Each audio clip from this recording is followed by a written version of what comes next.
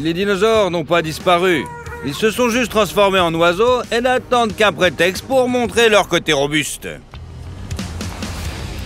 Pour approcher un cassoir, il faut un bouclier, comme celui d'un légionnaire romain. Mais dans ce cas, l'oiseau attaquera avec une furie de berserker et sautera sur le bouclier de tout son poids.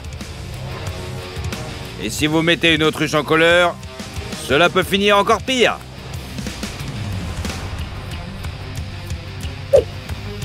Pour cet oiseau, le guépard n'est qu'un vilain garnement, à qui il faut donner une bonne leçon. Contrairement aux idées reçues, les autruches ne font pas l'autruche en cas de danger. Elles n'ont rien à envier aux champions de MMA et en matière de demi-tour. Cet oiseau semble maladroit car son corps solide est recouvert de plumes volumineuses, ce qui n'est pas le cas de son cou fin et courbé et de ses pattes charnues. Ce prédateur s'est donc laissé tromper par l'apparence.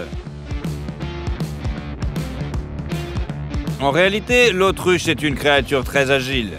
Cette créature à plumes peut courir à une vitesse supérieure à 70 km/h, ce qui est comparable aux performances des meilleurs chevaux de course du monde. Des pattes capables d'une telle course peuvent briser toutes les côtes du prédateur d'un seul coup. Ainsi, si un prédateur inexpérimenté s'attaque à une autruche, il comprendra qu'il s'est trompé d'animal et se souviendra à jamais de cette douloureuse leçon. S'il survit, bien sûr. Et les herbivores ne doivent pas s'en mêler, sinon ce sera comme cette jeune girafe poursuivie jusqu'à l'hystérie par une autruche. Si elle survit, bien sûr. Heureusement, ces oiseaux sont assez patients et savent avertir efficacement les personnes gênantes de ne pas s'approcher. Une seule riposte préventive de la part d'une autruche suffit pour qu'une clôture tombe. Pouvez-vous imaginer ce qui se serait passé si l'oiseau n'avait pas été aussi patient? Mais ces personnes ont été assez intelligentes pour reculer. Cela ne vaut pas que la peine de chercher une oise à une autruche. Prenez donc cette leçon si vous approchez par des oiseaux sauvages et n'essayez pas de les caresser. S'ils sont de mauvaise humeur, il n'y aura pas d'avertissement. Les aigles n'aiment vraiment pas les oiseaux effrontés. Cet énorme oiseau était dans une cage quand l'autre oiseau insolent pensait qu'il n'était pas en danger et qu'il pouvait voler la nourriture de quelqu'un d'autre en toute impunité. Mais le voleur ne savait pas ce qu'il avait à faire. L'aigle a attrapé le culotté jusqu'au moment où il a essayé de sortir la nourriture de sa cage. C'est une leçon dont l'oiseau effronté se souviendra longtemps. Les oiseaux de proie n'ont pas intérêt à se frotter aux coqs et aux poules. Vous ne vous attendiez pas à cela, n'est-ce pas? Les aigles et les faucons non plus, ils ne s'attendaient donc pas à une riposte sérieuse. Et à tort, car les coqs ont tous les atouts en main. Des pattes puissantes, de la souplesse, de l'expérience. Si la tactique du raid rapide ne fonctionne pas, l'aigle ne peut que riposter et déployer ses ailes pour paraître plus grand. Quant au coq, il attaquera encore et encore pour montrer avec ses griffes et son bec qu'il vaut mieux ne pas toucher à ses poussins. Même une poule de taille moyenne peut donner un coup de bec à un faucon pour protéger ses petits. Les coqs ont plusieurs avantages. Tout d'abord, c'est un caractère très combatif. Ils aiment vraiment se battre. Le deuxième est la présence d'ergots à côté des griffes. Les serres de l'aigle sont adaptées pour saisir leur proie au vol. Ils peuvent se battre au sol, mais il devient alors trop difficile de garder l'équilibre. Il faut saisir et maintenir sa proie pour l'achever avec son bec. Les coqs, eux, ont des griffes plus courtes et des ergots acérés, ce qui leur permet de frapper et de reculer avec agilité et dextérité, tout en conservant la capacité d'infliger de sérieux dégâts. Enfin, il peut y avoir plusieurs coqs et plusieurs poules. Et s'ils se jettent ensemble sur un rapace, ils le mordent à mort, tout simplement.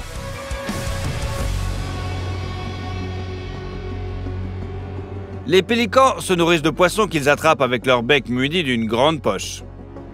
Vous le savez, tout le monde le sait, même les pigeons le savent. Mais ils ne savent pas tout. En effet, ces pigeons ignorent à qui ils ont affaire, le pélican et qui avale même les oiseaux. Il fait semblant d'être inoffensif, puis attaque le pigeon et l'avale facilement. Et pourquoi pas, si une truite peut rentrer dans son bec, il y a aussi de la place pour un pigeon. Parfois, cependant, ils ne parviennent pas à tirer parti de l'effet de surprise. Ces capybaras ne savent pas quel prédateur redoutable et sanguinaire se trouve près d'eux. Mais ils n'ont pas besoin de le savoir. De toute façon, le pélican ne peut pas les avaler, bien qu'il essaie de toutes ses forces. Quant au capybara, il s'en moque. On ne peut lui envier sa sérénité face à la menace. Si vous vous promenez dans la jungle du nord-est de l'Australie, pourquoi le faites-vous donc d'ailleurs? Alors, fuyez. C'est tout. Car même si vous ne rencontrez pas d'araignées venimeuses ou de reptiles dangereux, vous risquez de tomber sur un casoar. Cet oiseau a l'air sympathique, mais c'est une grave erreur de s'en prendre à lui. Le casoar a l'air exotique à côté d'autres énormes oiseaux coureurs. Contrairement à l'autruche robuste, le casoar est assez mince et a une tête aux couleurs vives. Mais son corps est recouvert de longues plumes noires qui ressemblent davantage à la chevelure d'un rasta. Le casoar est également relativement grand, les adultes atteignant une taille de 1,80 m et un poids de 60 kg. Ce qui est plutôt impressionnant pour un oiseau. Même les plus grands aigles royaux sont jusqu'à 10 fois plus légers tout de même. En même temps, grâce à sa silhouette allongée et lancée vers le haut, le casoar a l'air d'un oiseau assez svelte, d'autant plus que la plupart des spécimens sont encore plus petits que la taille spécifiée. Mais trompez-vous, il ne s'agit pas d'un oiseau intelligent, mais d'un véritable videur dans le monde des oiseaux. Ce qui attire le plus l'attention, c'est le casque du casoar. Une crête cornée sur la tête de cet oiseau. Avez-vous déjà vu un footballeur américain tenter de faire gagner son équipe à quelques secondes de la fin? Les casoars utilisent leur casque de la même manière, en percutant puissamment tout ce qu'ils voient dans la forêt et en s'y engouffrant. C'est leur façon de traverser les forêts denses. Les autres oiseaux contournent les obstacles. Les casoars les prennent à l'abordage. Mais si vous pensez qu'un casoar réagit au danger de la même manière, vous vous trompez. Cette créature est un véritable artiste martial parmi les oiseaux. Il évalue instantanément ses adversaires et charge de manière offensive. Au combat, le casoar utilise non seulement son casque bélier et son bec acéré, mais aussi ses pattes. Ces dernières sont l'arme principale de cet oiseau. D'un coup de patte, il peut briser la colonne vertébrale à un berger, tandis que ses griffes acérées sont utilisées comme des couteaux. Ceux qui ont survécu à un combat avec un casoar enragé n'ont même pas peur des griffes du léopard. L'oiseau dirige ses lames précisément vers le visage et les yeux de son adversaire. Cet oiseau ne peut pas voler, mais ses pattes puissantes lui permettent de sauter comme un ninja des dessins animés japonais. Vous voyez un casoar, et voilà qu'il se transforme en ombre, pointe et donne des coups de patte avec la force d'un maillet, tout en déchirant la cible avec ses griffes en 2 ou 3 estocades. Et savez-vous ce qui pourrait provoquer un casoar pour qu'il entame une bagarre? En fait, rien du tout. Il ne lui faut pas une raison pour se précipiter dans un combat. Un seul coup d'œil dans la direction de cet oiseau et vous n'avez pas besoin de faire des projets de vacances. Même si vous en sortez vivant, vous devrez dépenser de l'argent pour la chirurgie esthétique, c'est sûr.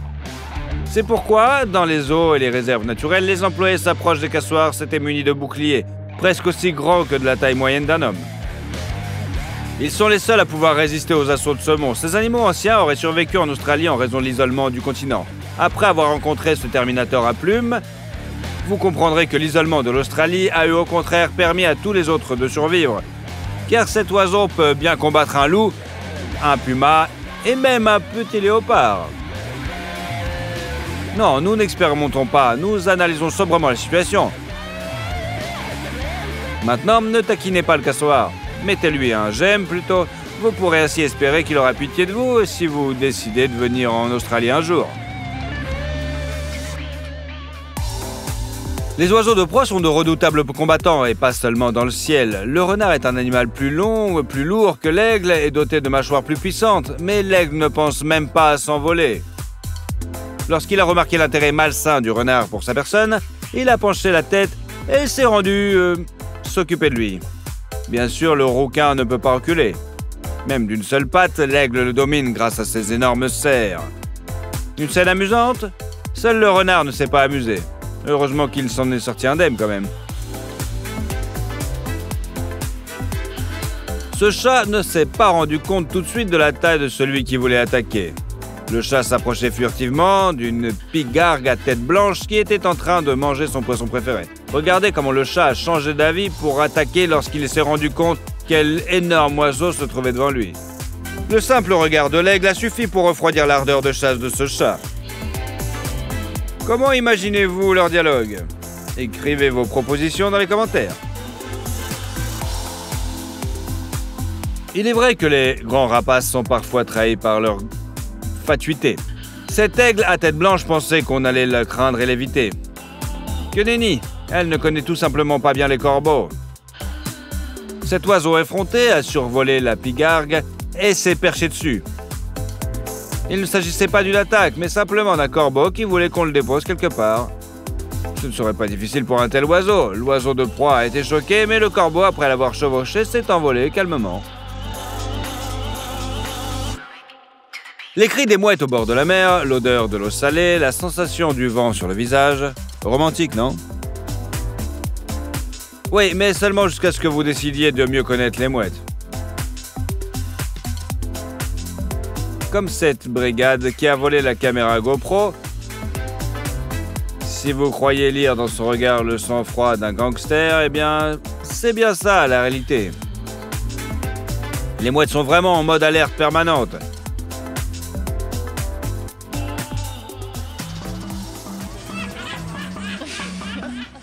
Il s'avère que ce sont de vrais méchants avec lesquels il ne faut mieux pas se frotter.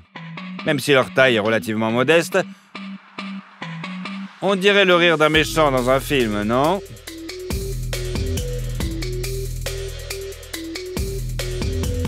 Ces pigeons ont pris la mouette pour un autre oiseau mendiant. Et ils se sont trompés. En fait, la mouette est venue se régaler d'eux. Avec son bec acéré, cette créature a porté des coups si dévastateurs que les pigeons n'ont eu aucune chance. Vous ne l'accordez, vous allez maintenant regarder la mouette d'un œil plutôt différent, non? Une mouette peut utiliser la force brute, mais aussi la tactique. Ici, elle attrape un pigeon et le noie pour éviter qu'il se batte. Preuve d'une logique implacable. Il en va de même pour la chasse aux moineaux. La mouette n'est pas pressée et ne perd pas son temps. Elle s'approche de l'oiseau, attrape le premier moineau qu'elle voit et s'envole. C'est comme aller chercher du pain à la boulangerie. Même un rat peut connaître le même sort. Et bien que cet animal puisse généralement se défendre contre un petit chien même. De plus, une mouette peut également attaquer un animal plus grand qu'elle. Pour une mouette, un chat domestique est de la même taille qu'un puma pour un être humain. Mais cela n'empêche pas l'oiseau de s'approcher calmement du chat pendant son repas et de lui prendre froidement sa nourriture. Le chat est choqué par cette insolence et ne sait même pas comment réagir. C'est peut-être ce qui l'a sauvé. Il n'a jamais reçu de coup de bec puissant. La raison pour laquelle cette mouette a attaqué le chien reste un mystère. Du point de vue de l'instinct, cela n'a aucun sens. L'oiseau ne peut pas manger le chien. Il n'y a rien à lui enlever non plus. Apparemment, le quadrupède a déplu à l'oiseau qui pense que tous les territoires environnants lui appartiennent. La mouette attaque donc le chien à plusieurs reprises comme une sorte d'exterminateur qui vient faire son tour, frappant et essayant de chasser le chien assommé qui, malgré l'absence de blessure, suscite quand même un peu de notre pitié. L'insolence de la mouette atteint un niveau incroyable. Des personnes se trouvant sur le quai ont repéré un thon dans l'eau et l'ont décidé de l'attirer plus près de la surface avec de la nourriture. Quelqu'un gaspille-t-il de la nourriture? Bien sûr, la mouette n'a pas pu l'ignorer et a volé aussi bas que possible au-dessus de l'eau pour attraper le morceau. Le thon a fini par l'attraper accidentellement. Ce poisson s'est avéré assez gros pour avaler la mouette en entier d'un coup. Mais le thon ne savait pas vraiment à qui il avait affaire. On ne sait pas s'il a simplement eu peur ou si la mouette a réussi à blesser le poisson avec son bec, mais le thon a laissé la mouette sortir de sa bouche. Étonnant, l'oiseau a survécu. Nous pensions que de telles histoires n'étaient possibles que dans les superproductions de science-fiction. Entrer dans la gueule d'un géant sous-marin, se battre et en sortir vivant. Cette mouette prouve que c'est possible en réalité. Bien que nous pensions que les mouettes vivent près des côtes, ces oiseaux volent également très loin de l'eau. Nombreux sont ceux qui ont été frappés par la brutalité de la chasse de cette mouette. Elle a repéré un terrier de lapin. Une belle créature, duveteuse, mais pas pour une mouette. Pour elle, un lapin est un repas copieux. La mouette l'attrape près de l'entrée du terrier et utilise son bec en tant qu'arme. Il n'est pas aussi pointu que celui d'un faucon, mais il est très solide. Une mouette est capable de soulever un lapin et par des mouvements brusques et puissants, d'un côté et de l'autre, de lui infliger des blessures incurables à la colonne vertébrale. Ensuite, la mouette avale sa proie en entier. Or, un lapin ne pèse que 3 fois moins que cet oiseau. C'est comme si une personne pouvait manger 2 énormes steaks, plusieurs hamburgers et frites, plusieurs portions de viande, des salades et des encas en une seule fois. Et en plus, en redemander après. Un petit monstre, n'est-ce pas? Et la chasse au lapin est la norme pour cet oiseau. Il faut admettre que la mouette se heurte parfois à un adversaire avec lequel il vaut mieux ne pas se frotter. Qui peut s'opposer à cette créature à plumes? Bien sûr, un autre oiseau. Il ne s'agit pas de faucon, mais de simples canards. Voilà qui peut montrer à la mouette qu'elle s'est trompée d'adversaire. Un canard affronte une mouette dans son élément, à la surface de l'eau. Grâce à une sécrétion spéciale dont il enduit ses plumes, celles-ci ne sont pas imbibées d'eau et les canards peuvent non seulement nager aussi longtemps qu'ils le souhaitent, mais aussi plonger. Si un aigle entrait dans l'eau, ses ailes seraient simplement trempées et il se noierait. Dans un combat avec une mouette, le canard profite de son avantage à 100%. Il noie simplement son adversaire, bondit dessus et attaque constamment avec son bec, en pinçant et en frappant. À l'issue d'un tel combat, la mouette risque de ne jamais se remettre. Vous aimez les histoires dans lesquelles la justice l'emporte? Comme celle-ci, où un cambrioleur qui s'introduit dans une maison pensant y trouver des grands-mères sans défense, mais qui tombe une fois à l'intérieur sur quelqu'un comme Dwayne Rock Johnson, armé en plus. Les caméras ont filmé une histoire similaire, mais dans le monde des oiseaux. Un faucon voulait ravager le nid de quelqu'un d'autre. Il ne pouvait pas voir qui vivait là, mais il a décidé que rien ne le menacerait lui, un redoutable rapace. Pourquoi pas donc manger les œufs? Ou même les oiselets des autres? Il aurait dû éviter de le faire, car il ne savait pas à qui il avait affaire. On a l'impression que son arrivée y a été attendue. Dès que sa tête a apparu à l'entrée, 2 grands hiboux l'ont entraîné immédiatement à l'intérieur. Il s'agissait apparemment de leur maison, et le faucon allait empiéter le territoire des oiseaux de proie encore plus grands et plus forts que lui. La panique dans ses yeux indiquait qu'il était bien conscient de son erreur. Les hiboux ont saisi ses pattes avec leurs pattes et l'ont littéralement désarmé. Le faucon ne pouvait que déployer ses ailes pour que les repousser tant bien que mal. Aucune tentative de fuite n'a été succès. Les hiboux avaient comme bloqué l'ennemi. Et ils n'ont même pas essayé de le picorer ou de le déchiqueter avec leurs griffes. Elles semblent l'avoir pris en otage et jouir de la terreur d'un faucon qui n'espère plus s'en sortir vivant.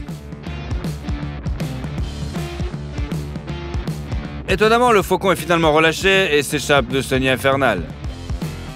Il n'y retournera plus jamais. Que feriez-vous à la place de ces hiboux? Répondez dans les commentaires. Que savez-vous des cygnes? Il est bien connu que ce sont les oiseaux monogames et fidèles qui choisissent un partenaire pour la vie. C'est pourquoi, et en raison de la courbe élégante de leur cou, de ses ailes puissantes et de leur beau plumage, ils sont devenus un symbole de l'amour. Mais l'amour est sévère, et les cygnes peuvent l'être aussi. Il s'avère que ces oiseaux sont de véritables maraudeurs, qui détruisent les nids des autres.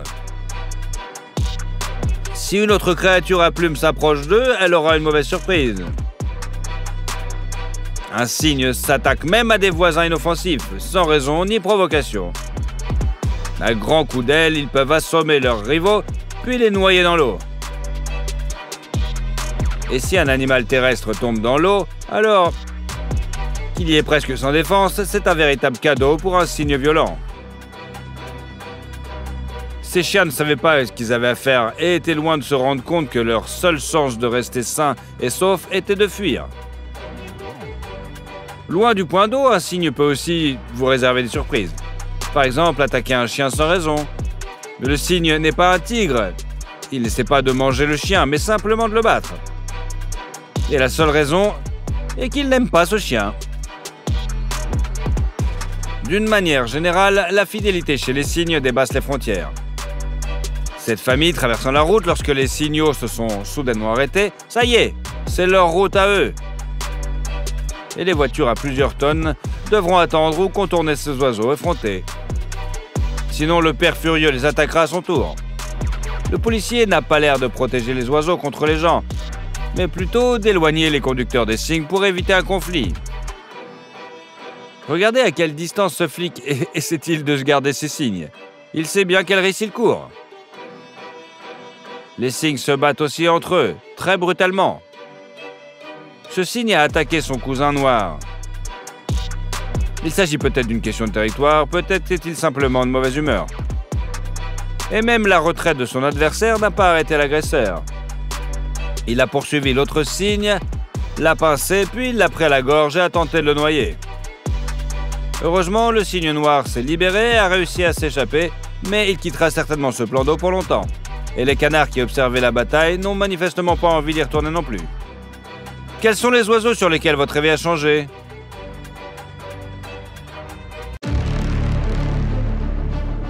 Cet animal plutôt effrayant, dont la forme de la tête et de la mâchoire est unique, peut être confondu avec une créature de l'enfer.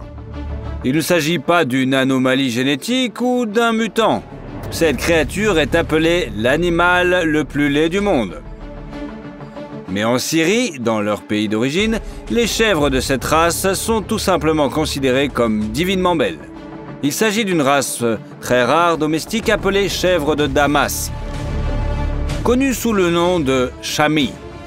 Dans de nombreux pays, elles sont conservées en raison de leur apparence exotique unique.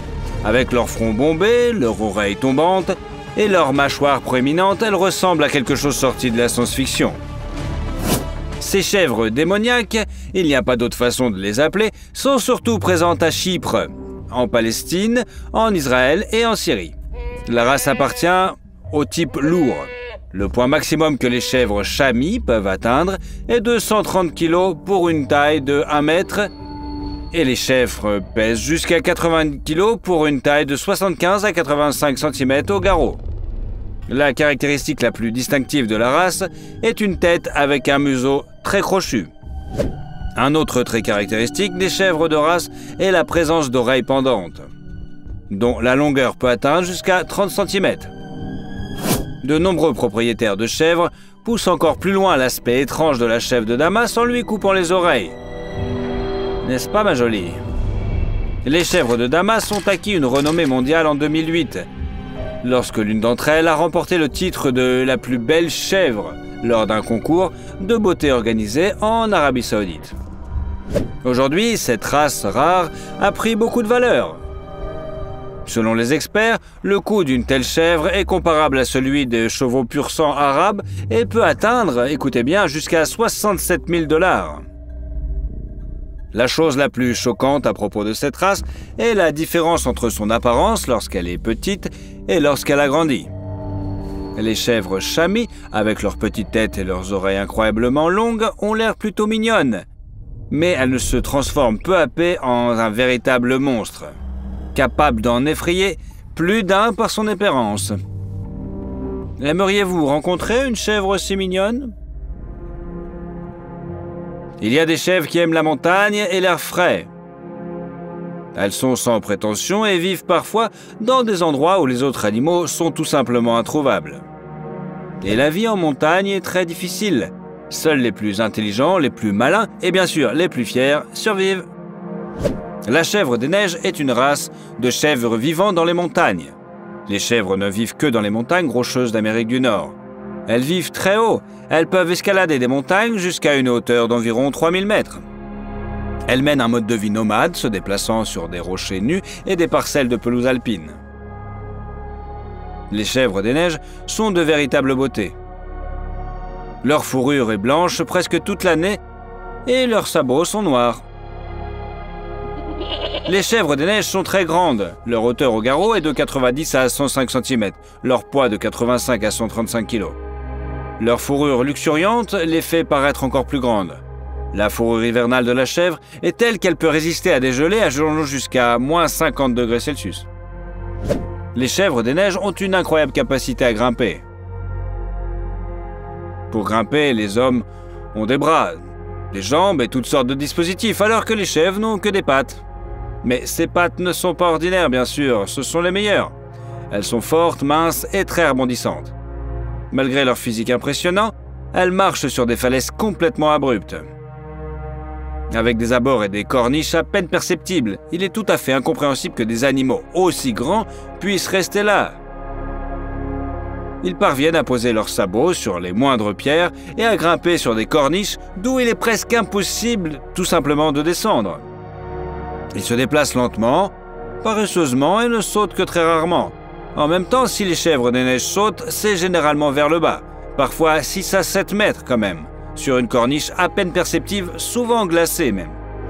Les sabots de la chèvre des neiges sont parfaits pour escalader les montagnes. Ils sont bifurqués et peuvent s'écarter selon les besoins, ce qui leur permet d'adhérer à la surface. Ils sont souples au centre et très durs sur le bord. C'est pourquoi les chèvres des neiges ne glissent jamais sur les rochers, mais semblent s'y coller et peuvent rester sur de minuscules corniches et gravir des pentes vraiment abruptes. Ces animaux, bien sûr, ont beaucoup d'ennemis, mais les prédateurs sont extrêmement rares sur leur chemin, car ils ne s'élèvent pas à une telle hauteur, tout simplement. Mais il arrive que, face à l'ennemi, elles le repoussent avec leurs cornes, sauvant ainsi leur vie. Une chèvre en colère peut être un adversaire vraiment dangereux. Le prédateur le plus redoutable pour elle est sûrement le puma qui escalade les rochers, tout comme les chèvres des neiges. Cependant, il faut dire que les créatures les plus dangereuses pour ces bêtes-là sont sûrement le chasseur, en gros l'humain, quoi. Vous êtes d'accord? Partagez votre opinion dans les commentaires. Avez-vous entendu parler de l'évanouissement des chèvres? Il s'avère que les chèvres savent aussi s'évanouir et qu'elles le font à la suite d'une forte peur ou d'une surexcitation.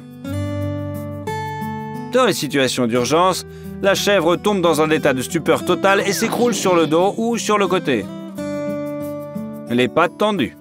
Les chèvres évanouies sont des chèvres domestiques ordinaires atteintes d'une maladie génétique rare, la myotonie congénitale.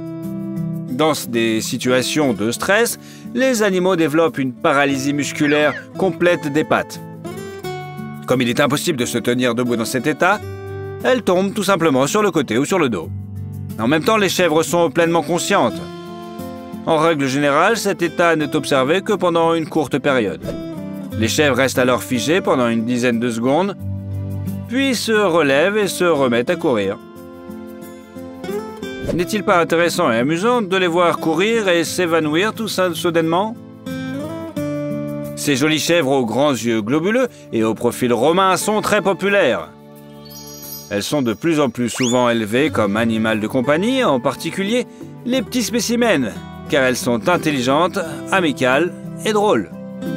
Actuellement, aux États-Unis, les chèvres évanouies sont reconnues comme une race rare d'animaux domestiques et font l'objet d'une protection d'ailleurs. Une espèce particulière de chèvre de montagne vit dans les montagnes alpines, appelée bouquetin ou ibex. Le bouquetin des Alpes est un grimpeur et un alpiniste hors pair. Et si l'on sait pourquoi les chèvres grimpent sur les pentes des montagnes, pourquoi s'obstinent-elles à escalader les pentes des barrages? Il est étonnant de voir des chèvres non pas dans les montagnes, mais sur les barrages. Impressionnant. Alors mettez un like. Alors pourquoi les chèvres de montagne escaladent-elles des murs abrupts construits par l'homme? Et puis, ce qui leur manque cruellement dans les montagnes, elles n'ont pas assez de sel tout simplement. Et pour son bien, elles sont prêtes à marcher de nombreux kilomètres et à escalader des pentes inimaginables. Les chèvres grimpent sur leurs sabots, comme s'ils étaient en caoutchouc, et se collent littéralement à une paroi presque verticale.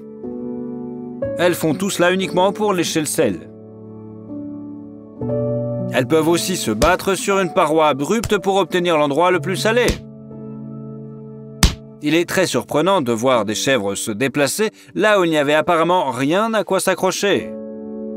Et tout cela grâce à des sabots tenaces, un très bon sens de l'équilibre et un appareil vestibulaire. Voilà ce qu'elles sont, des chèvres de selle. Aimeriez-vous avoir une telle chèvre comme animal de compagnie? Il est bien connu que les chèvres sont des grimpeurs hors pair. Et les chèvres peuvent sauter d'un endroit plus haut que leur taille. Essayez vous-même. Quoi, ça n'a pas marché? Eh oui, c'est plutôt difficile.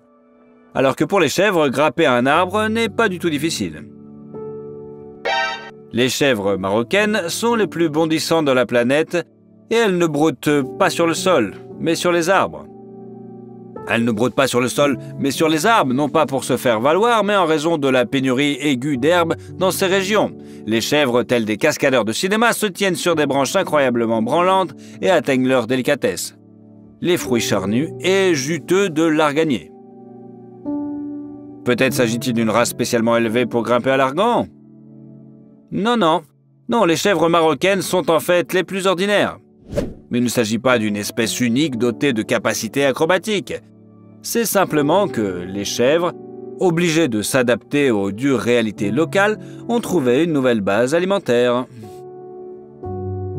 D'ailleurs, la hauteur de l'arganier atteint 8 à 10 mètres, si bien que les chèvres marocaines peuvent être classées sans risque parmi les meilleurs grimpeurs, quoi. Il existe des chèvres étonnantes de la race galloise. La moitié avant de leur corps est noire et la moitié arrière est blanche. Les chèvres galloises viennent de Suisse et sont considérées comme l'une des plus anciennes races d'Europe. Son origine est africaine. Elles ont émigré d'Afrique en Suisse dans un endroit appelé Valais, dans les montagnes. Jusqu'à présent, elles ne vivent que dans le Haut-Valais. Les chèvres et les boucs ont tous deux des cornes. Les cornes sont très puissantes et longues, en moyenne 30 à 50 cm chez les chèvres, 80 cm chez les boucs. C'est une chèvre galloise nommée Arlequin, avec des cornes d'une longueur de 1 m 24 cm, qui est entrée dans le livre Guinness des records en 1991. Ils sont uniques non seulement par leur couleur, mais aussi par leur pelage très épais. En effet, il s'agit avant tout d'un rocher, où le vent, la neige et la pluie sont fréquents. Le pelage est très grossier, épais et partout, long même, jusqu'à 40 à 50 cm. Le front présente un trait distinctif, un épais bourrelet. On ne le coupe pas, mais on le gratte 2 fois par an. Ils sont encore gardés dans certains zoos en tant qu'animaux exotiques. Les chèvres à cornes vissées, marours, vivent en haute montagne. De toutes les chèvres de montagne, ce sont les plus grandes et les plus puissantes. La longueur du corps peut atteindre 1,70 m, la hauteur des épaules 90 cm et le poids 90 kg. Le nom de cette espèce vient de la forme des cornes qui se tordent comme un tire-bouchon ou une vis. Regardez les magnifiques cornes de cette chèvre. Elles atteignent une longueur d'1,5 m. Il est vrai que seuls les mâles ont des cornes luxueuses comme ça, les femelles ne pouvant se vanter d'une telle longueur et se contentant de cornes de 20 à 30 cm. Les cornes d'une chèvre à cornes vissées sont torsadées dans les directions opposées. Le nombre de tours atteint de 2 à 3, rarement 4 tours. Les chèvres de montagne ne perdent pas leurs cornes, elles les portent toute leur vie. Et pour conserver tout ça, elles doivent se marier uniquement avec des membres de leur espèce, sinon elles perdraient leurs cornes. L'habitat de cet animal est constitué de pentes abruptes de gorges, de rochers et de falaises à une altitude de 500 à 3500 mètres dans les montagnes du nord-ouest de l'Inde, de l'est du Pakistan et de l'Afghanistan. Les chèvres à cornes vissées passent toute leur vie parmi les falaises rocheuses et les gorges profondes. Les montagnes leur fournissent à la fois de la nourriture et un abri contre les ennemis, bien sûr. Les marcours sautent avec une telle adresse sur les pentes les plus raides que n'importe quel alpinisme les envierait.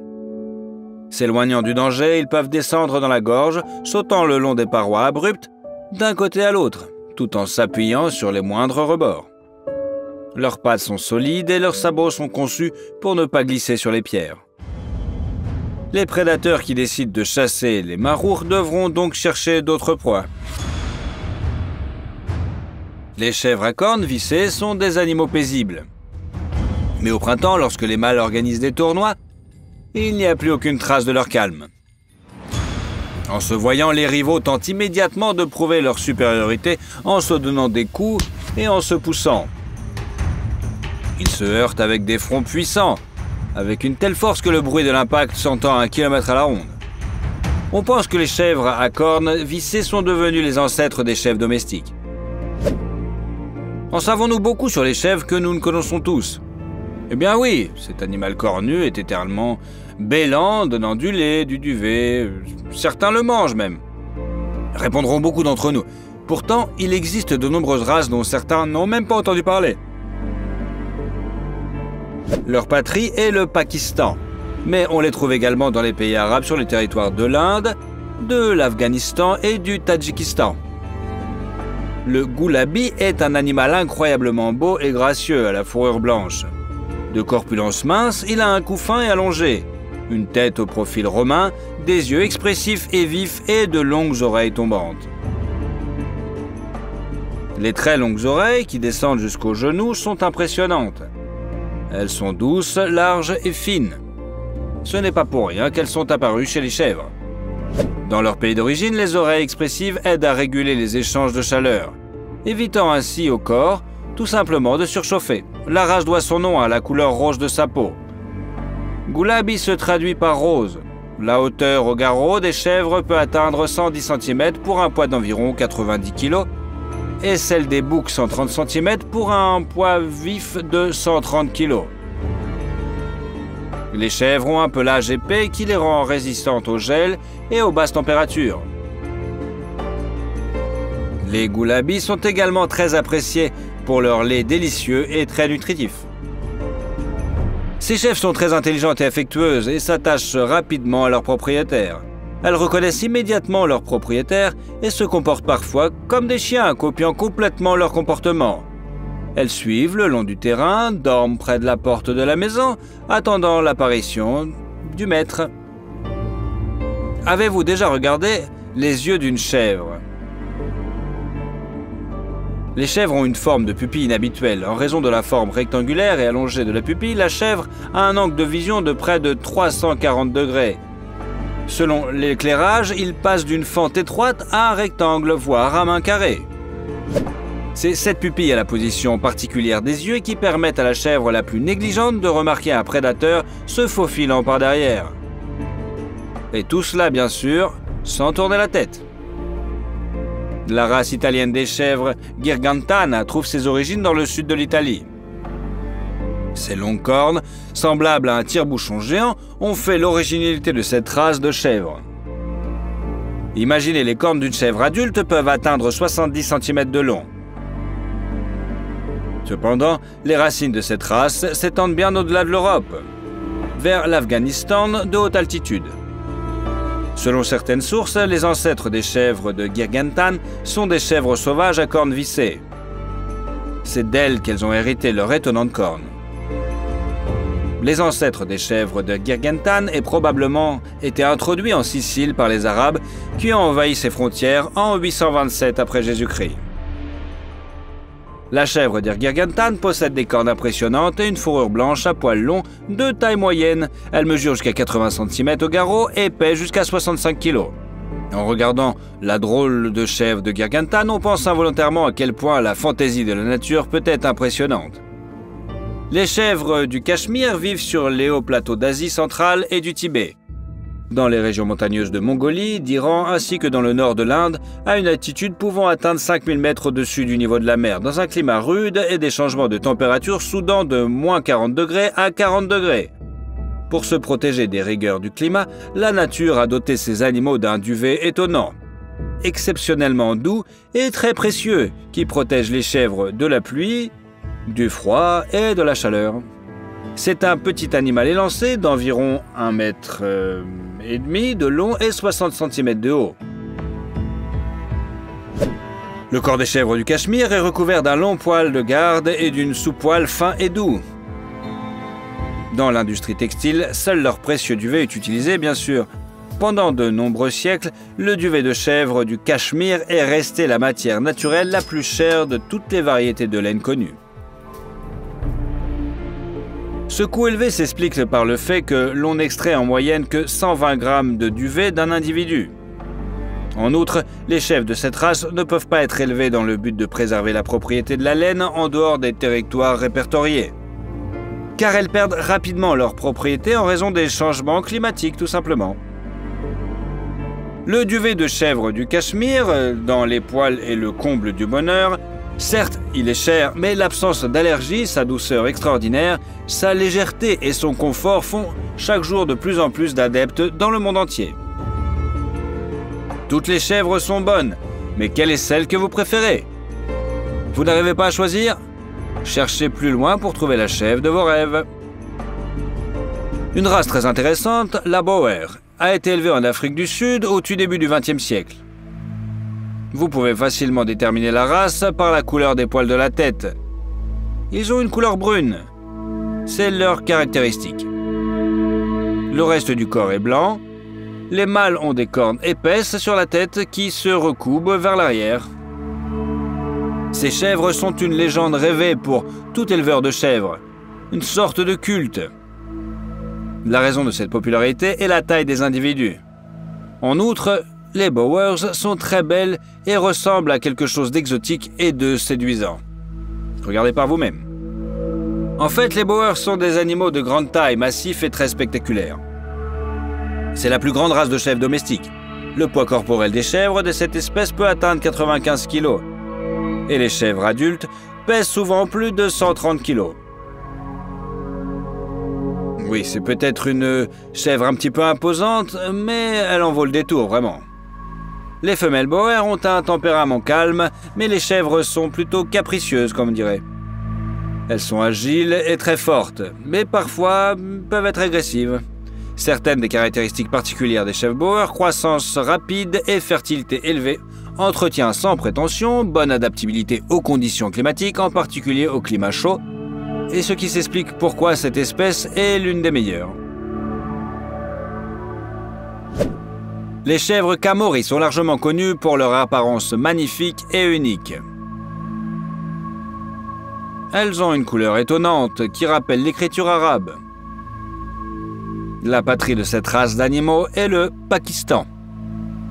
Elles y sont très appréciées pour leur alimentation sans prétention, leur bonne tolérance à la chaleur, leur goût bien sûr, surtout le goût de leur lait, ainsi que pour la couleur particulière de leur laine.